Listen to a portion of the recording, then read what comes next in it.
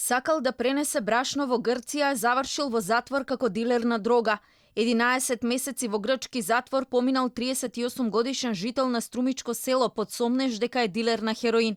Идентитетот на македонскиот државјанин грчките власти не го откриваат, а скандалот пред неколку дена го објави весникот Ефимерида.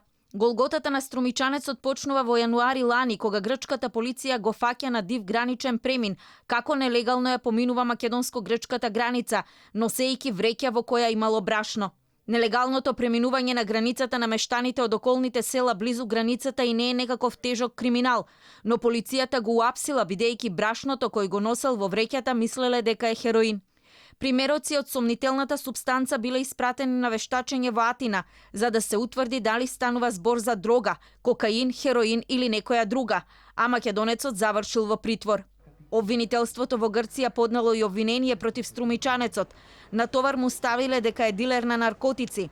Анализите од Атина биле готови на 6 март 2019. Во извештајот пишувало дека не станува збор за дрога, туку за чисто брашно, но документите некако мистериозно исчезнале, а македонецот останал притворен во грчкиот затвор, се до минатата недела.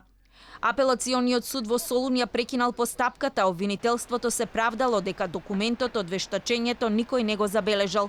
38-годишниот македонски државјанин правдата ќе ја бара во судот во Страсбур. Тој е ослободен и се вратил дома. Македонските истражни органи за овој настан не добиле никакви информации од колегите од Грција.